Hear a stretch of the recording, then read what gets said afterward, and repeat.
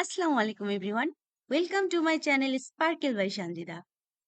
আজকের ক্লাসে আমরা শিখব অ্যাডোবি ইলাস্ট্রেটরের গুরুত্বপূর্ণ কিছু বিষয়, যেমন সিলেকশন টুলের কাজ, fill and stroke, colour palette এবং ইলাস্ট্রেটর সফটওয়্যারে ডকুমেন্ট কিভাবে সেভ করতে হয়। তো সিলেকশন টুল হলো ইলাস্ট্রেটরের সবচেয়ে ব্যবহৃত একটি টুল। টুলবারের সর্বপ্রথম টুলটিও হলো সিলেকশন টুল। এটা হলো সিলেকশন টুল। দেখেন, সিলেকশন টুলে আমি যখন কার্সর রাখলাম তখন আমাদের সামনে একটা অ্যানিমেশন আসলো। অ্যানিমেশনে কি শো করছে? সিলেকশন টুল দ্বারা যে কোনো অবজেক্ট সিলেক্ট করা যায়। সিলেক্ট করে যে কোনো অবজেক্ট এক জায়গা থেকে অন্য জায়গায় মুভ করা যায়। আবার অবজেক্টের সাইজ ছোট বড় করা যায়। অবজেক্ট রোটেট করা যায়। আবার সিলেক্ট করার মাধ্যমে অবজেক্ট ডিলিট করা যায়। আবার সিলেকশন টুলের মাধ্যমে একাধিক অবজেক্ট একসাথে সিলেক্ট করা যায়। তো এটা হলো আমার আর্টবোর্ড।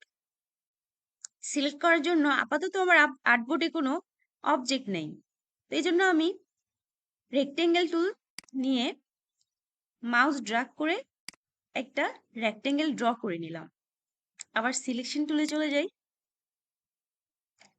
তো আমার যে রেক্টেঙ্গেল, সেটার আউটলাইনে একটা বর্ডার দেখা যাচ্ছে, এটাকে বলে বাউন্ডিং বক্স। আবার আমি যখন সাইডে কোথাও ক্লিক করব, দেখেন এখন বাউন্ডিং বক্স আর দেখা যাচ্ছে না, তার মানে আমার অবজেক্ট এখন ডিসিলেক্ট অবস্থাতে আছে। তারপর আমি এই রেক্টেঙ্গেলের উপরে একটা ক্লিক করে দিলে আমার অবজেক্ট সিলেক্ট হয়ে গেল। এখন আমি যদি এক জায়গা থেকে অন্য জায়গায় মুভ করতে চাই, তাহলে মাউসের লেফট প্রেস করে ধরে মাউস ড্র্যাগ করে যে কোনো জায়গায় আমি এটাকে মুভ করতে পারবো। আচ্ছা, আমার বর্ডারের চারদিকে কিন্তু কিছু ছোট ছোট পয়েন্ট দেখা যাচ্ছে। এখানে যখন আমি কার্সর রাখবো তখন অ্যারো শো করতেছে। মাউসের লেফট ধরে ড্র্যাগ করে আমি কি করতে পারবো? আমার অবজেক্টের সাইজ ছোট এবং বড় করতে পারবো। আমি চাইলে ছোট বড় করতে পারবো। এইভাবে ছোট বড় করা যায়। আচ্ছা, কর্নারে দেখেন, কর্নারে যখন আমি কার্সর রাখলাম তখন একটা অ্যারো শো করছে। আবার মাউস ড্র্যাগ করে ধরে আমি এটাকে রোটেট করতে পারবো। যে কোনো অবজেক্টকে আমি রোটেট করতে পারবো।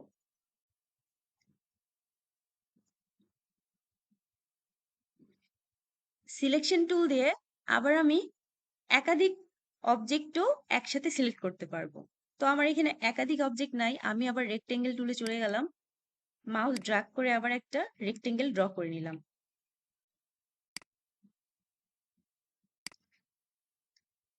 এখন আবার সিলেকশন টুলে যাব। সিলেকশন টুলে গিয়ে একাধিক অবজেক্ট যদি আমাকে সিলেক্ট করতে হয়, তাহলে কিবোর্ড থেকে শিফট প্রেস করে ধরে অবজেক্টগুলোতে ক্লিক করলেই আমার একাধিক অবজেক্ট সিলেক্ট হয়ে গেল। এখন আমি চাইলে একসাথে দুটাকেই মুভ করতে পারবো, এক জায়গা থেকে অন্য জায়গায় মুভ করতে পারবো। দুটেই আমার একসাথে সিলেক্ট হয়ে আছে। এখন আমি যদি চাই কোনো অবজেক্ট ডিলিট করতে, তাহলে আমি কি করব? এর জন্য সিলেক্ট করে নিব। সিলেক্ট করে নিয়ে কিবোর্ড থেকে ব্যাক স্পেস অথবা ডিলিট দিয়ে ডিলিট করে দিলেই আমার অবজেক্ট ডিলিট হয়ে যাবে।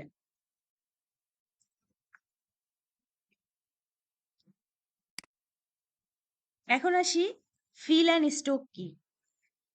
ফিল হলো অবজেক্টের ভিতরের বা বডি কালার, আর স্ট্রোক হলো অবজেক্টের আউটলাইন অথবা বর্ডারের কালার। টুলবারের নিচের দিকে দুটা বক্স দেখা যাচ্ছে, ব্ল্যাক অ্যান্ড হোয়াইট। তো এখানে দেখেন, হোয়াইট যে কালারটা দেখা যাচ্ছে এটাকে বলা হয় ফিল। তো ফিল কালার আমার হোয়াইট নেওয়া আছে, যার জন্য আমার অবজেক্টের ভিতরের কালারও হোয়াইট হয়ে আছে। আবার নিচের অংশটা দেখেন, এটাকে বলা হয় স্ট্রোক।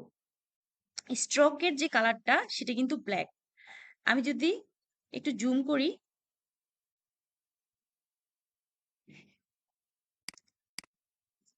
দেখেন এখানে কিন্তু বোঝা যাচ্ছে যে আমার অবজেক্টের যে বর্ডার, এই বর্ডারে ব্ল্যাক কালার দেয়া আছে। এর কারণ আমার স্ট্রোকে এখানে ব্ল্যাক কালার নেওয়া ছিল।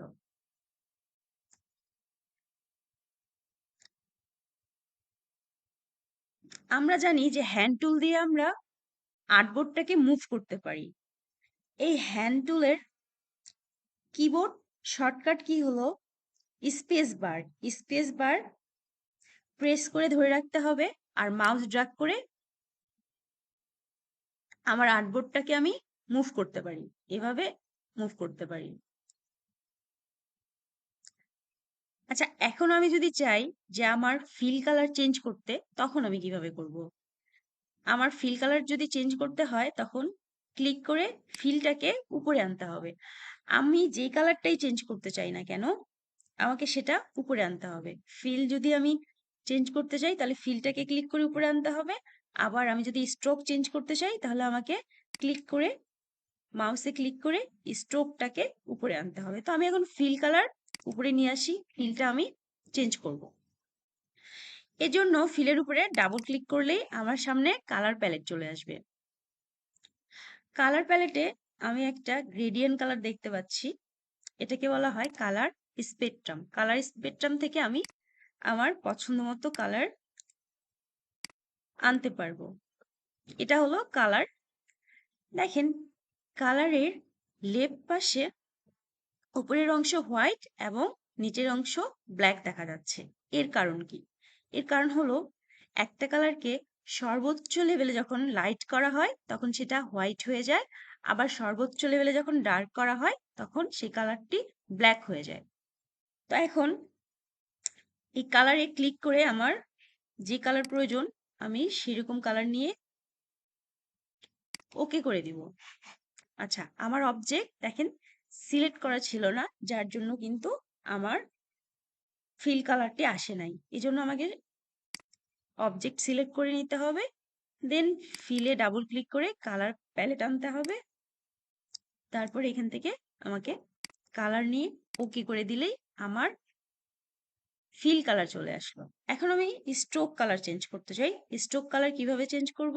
এর জন্য আমি ক্লিক করে স্ট্রোকটাকে উপরে আনবো, স্ট্রোকে ডাবল ক্লিক করব, ডাবল ক্লিক করে এখন আমার পছন্দ মতো কালার নিয়ে আসবো,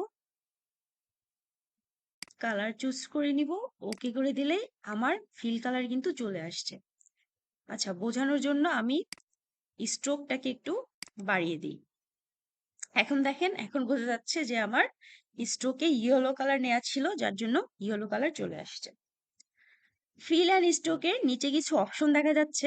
দেখেন স্ট্রোকের ইয়েলো কালারটা এখানে ইয়েলো দেখাচ্ছে, তার মানে স্ট্রোকে কালার নিয়েছি। এখানে আবার দেওয়া আছে গ্রেডিয়েন্ট। আমি যদি চাই তাহলে গ্রেডিয়েন্ট কালার নিয়েও কাজ করতে পারি।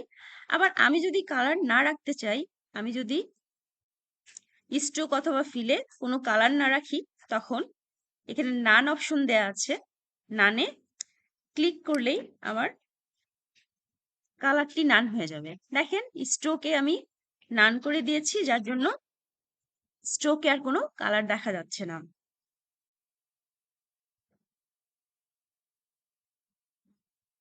এখন আসি কালার মোড। আমরা ডকুমেন্ট ক্রিয়েট করার সময় যে কালার মোড নিয়েছিলাম সেটা কিভাবে বুঝবো? দেখেন এই যে উপরের অংশ, এখানে দেখা যাচ্ছে আনটাইটেল ওয়ান। আনটাইটেল ওয়ানটা হলো আমার ডকুমেন্টের টাইটেল অথবা নাম। 25% হলো জুম। আমার এখানে কতটুকু জুম করা আছে সেটাই দেয়া আছে। 8 GB। তাহলে আমি যখন ডকুমেন্ট ক্রিয়েট করেছিলাম তখন আমি 8 GB কালার মোড নিয়েছিলাম।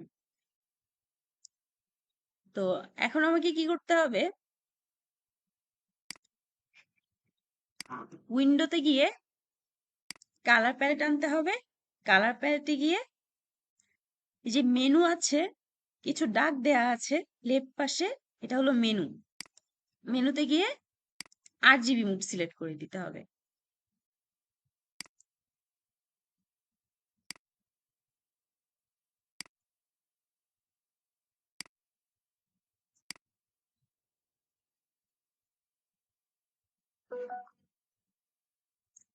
এখানে দেখেন আমি যখন মেনুতে সিলেক্ট করলাম আমার অপশনগুলো হাইড হয়ে আছে। এর কারণ হচ্ছে আমি স্ট্রোক উপরে রাখছি, আবার স্ট্রোকে কি করেছি আমি নান করে রেখেছি, যার জন্য আমার এখানে অপশনগুলো কিন্তু হাইড হয়ে আছে। এই প্রবলেমগুলো আপনাদের ফেস করতে হবে। এই ধরনের প্রবলেম আসে, তো প্রবলেম থাকলে প্রবলেমের সলিউশনও আছে। আমার অপশনগুলো হাইড হয়ে আছে, তো আমি যদি এখন ফিলে কালার নিয়ে আসি, ফিলে এই যে কালার নিয়ে আসলাম, এখন দেখেন আমার অপশনগুলো সব এভেলেবেল হয়ে গেল। তো আমি এখান থেকে 8 GB সিলেক্ট করে নিব।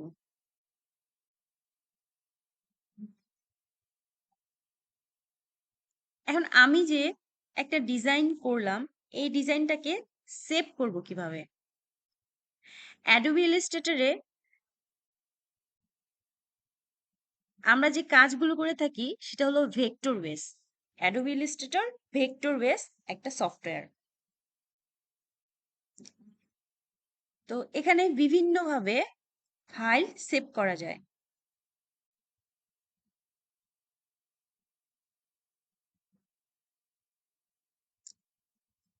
ফাইল সেভ করার জন্য ফাইলে চলে যাব। আচ্ছা, আরেকটু বলে নেই, আমরা কোন ফাইল ফরম্যাট কখন ব্যবহার করব।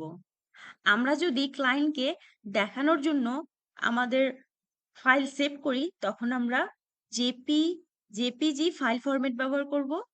আর আমরা যদি প্রিন্টের জন্য সেভ করি, তখন পিডিএফ এ সেভ করব, পিডিএফ ফাইল ফরম্যাট। আর আমরা যদি এডিট এডিট করার জন্য, মানে পুনরায় এডিট করতে পারি, অথবা আমরা যদি ক্লায়েন্টকে সোর্স ফাইল দিতে চাই, তখন আমরা এআই অথবা ইপিএস ফাইল ফরম্যাটে সেভ করব। তাহলে সেভ করার জন্য ফাইলে চলে যাব। ফাইল থেকে আমি যদি চাই যে জেপিজি ফরম্যাটে সেভ করব, তখন এক্সপোর্টে যাব। এক্সপোর্ট থেকে সেভ ফর ওয়েব লেগেসি। এখানে অলরেডি জেপিইজি দেয়া আছে। জেপিইজি যদি না দেয়া থাকে তাহলে ড্রপ ডাউনে ক্লিক করে জেপিইজি সিলেক্ট করে নিব। সেভ অপশনে গিয়ে সেভ করব। এখন আমি কোথায় আমার ফাইলটা সেভ করতে চাই, আমি যেখানে সেভ করতে চাই সেই ফোল্ডারে চলে যাব। তো ডেস্কটপে সেভ করতে চাইলে ডেস্কটপে চলে যাব। এখান থেকে ফোল্ডার সিলেক্ট করে নিব।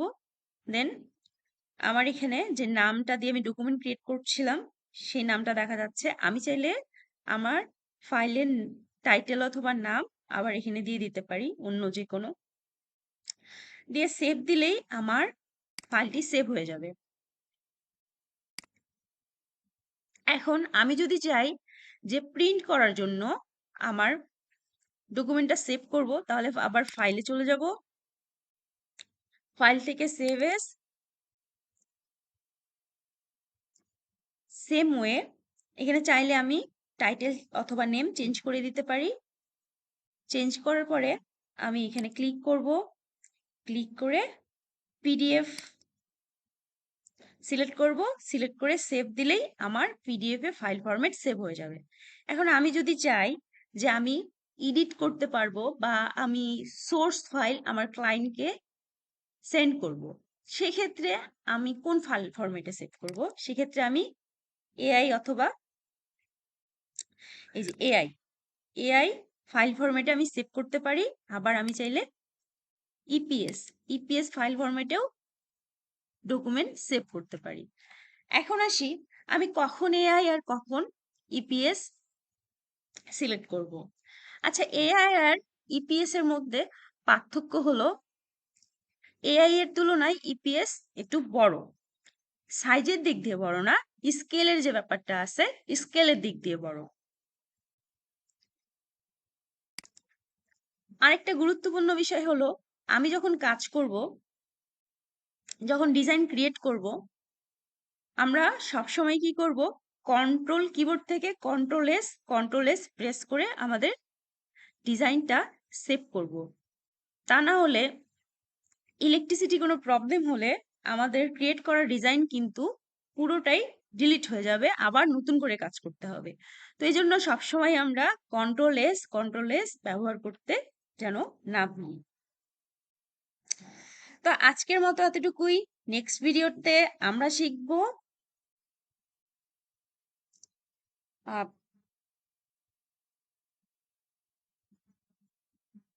আচ্ছা, নেক্সট ভিডিওতে আমরা শিখবো আমরা